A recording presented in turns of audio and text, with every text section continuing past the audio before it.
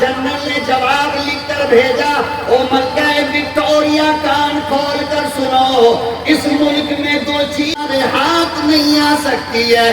کہنے لگا سب سے پہلی چیز قرآن ہے۔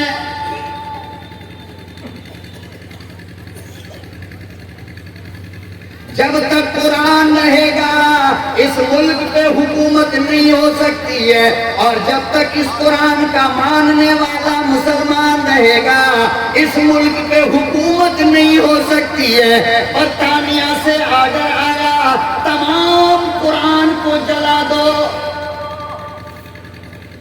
تمام عالموں کو جلا دو۔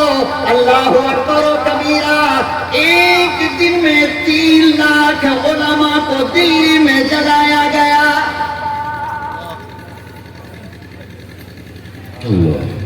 ایک نہیں، 2 نہیں، مظفر نگر سے لے کر شاملی کے میدان سے لے کر دلی کی جامعہ مسجد تک کوئی درخت ایسا نہ تھا جس پہ عالم ربانی کا سر نہ لٹکتا ہو۔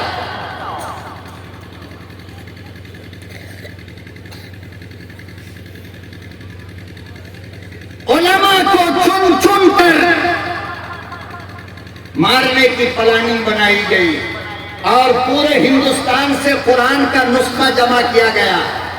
ہر کتب خانے سے اٹھایا، لائبریری سے اٹھایا، مسجد سے اٹھایا، مدرسوں سے اٹھایا، اور قرآن کو اکٹھا کیا کہ جلا کر راکھ کر دیں گے۔ نہ قرآن رہے گا، نہ قرآن کا پڑھنے پڑھانے والا عالم رہے گا، تو ہندوستان پر حکومت ہماری آسانی کے ساتھ قائم ہو سکتی ہے۔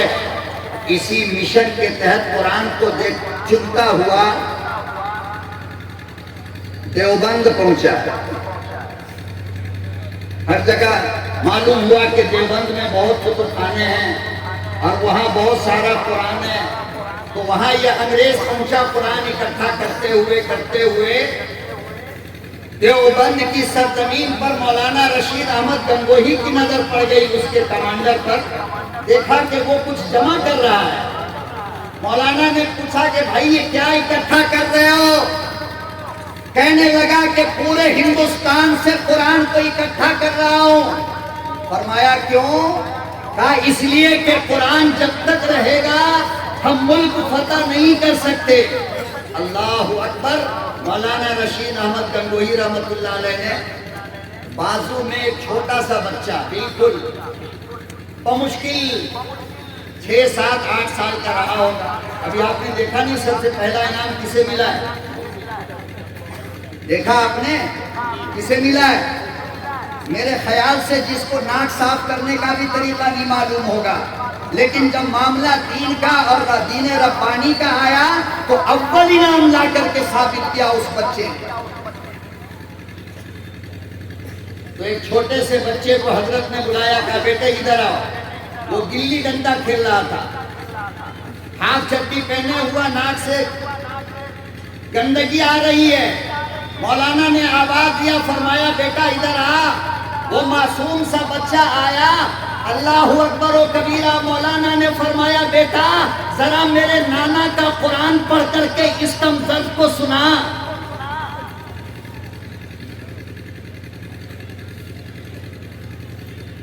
اللہ اکبر و کبیرہ۔ وہ معصوم بھولا بھالا سیدھا سادہ محلے میں کھیلتا ہوا بچہ ہے، فوراً ہاتھ باندھ کر کھڑا ہو گیا، الحمدللہ رب العالمین۔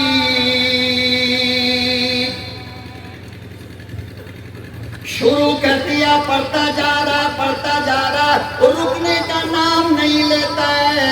مولانا رشید احمد گنگوہی رحمت اللہ علیہ نے جب پلٹ کر دیکھا، انگریز کی آنکھیں بہ رہی تھی، آنسو ٹپک رہا تھا۔ مولانا نے فرمایا او ظالم، قرآن تو میری کتاب ہے اور روتا کیوں ہے؟ کہنے لگا مولانا بچے کی زبان کو لگام دے دو، بچے کو منع کر دو، 2-4 آیتیں اور پڑھے گا تو میرا جگر پھٹ کر باہر آ جائے گا۔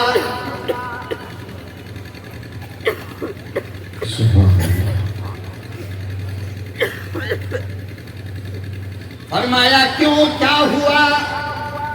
انگریز کہنے لگا سمجھ میں تو آتا نہیں ہے بات کیا ہو رہی ہے، مگر دل کو چوٹ لگ رہی ہے۔ مولانا نے فرمایا او ظالم، یہ کاغذ کے قرآن کو جلا دے، حروف کو جلا دے، مگر یاد رکھ یہی میرا بچہ کھڑا ہوگا، ہم پھر اللہ کا قرآن لکھیں گے۔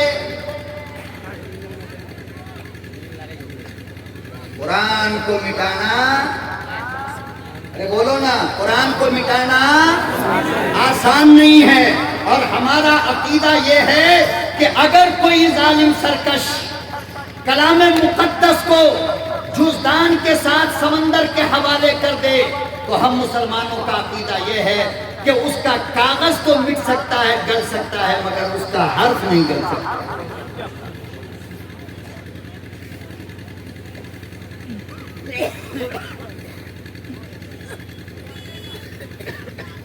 جمال عبد الناصر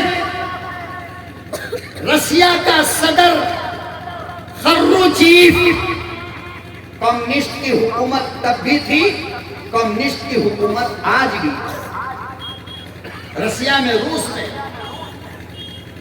کمیونسٹ وزیر اعظم ہے۔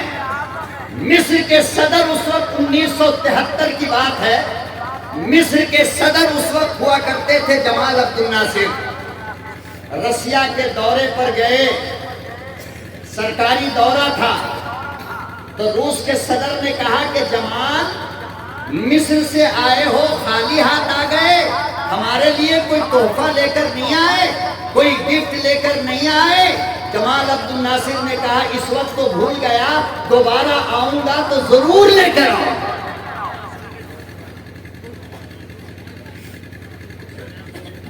دوبارہ آؤں گا تو ضرور لے کر آؤں گا۔ دوسرے سال جانے کا ارادہ کیا، جمال عبد الناصر نے قاری عبد الباسط کو بلایا، فرمایا کہ آپ میرے ساتھ چلو، روس کے دورے پہ چلنا ہے۔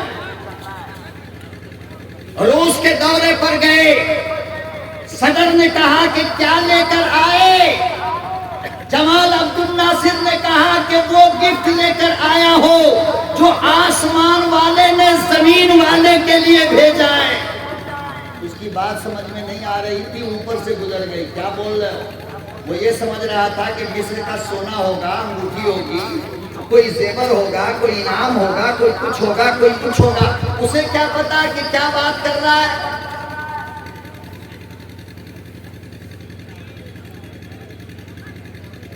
صدر کہنے لگا کہ کیا لائے ہو بھائی، دکھاؤ تو صحیح۔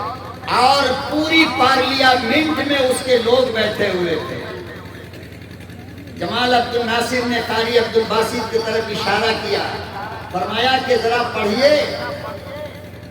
قاری عبد الباسط نے قرآن کی تلاوت پارلیمنٹ ہاؤس کے اندر کرنا شروع کیا تو جمال عبد الناصر نے جو نظر اٹھایا تو روس کا صدر رو رہا تھا۔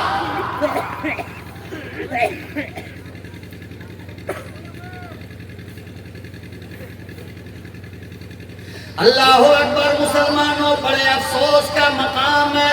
اللہ کا کلام سنے تو کافر روتا ہے، اللہ کا کلام سنے تو دہریہ روتا ہے، اللہ کا کلام سنے تو انگریز کا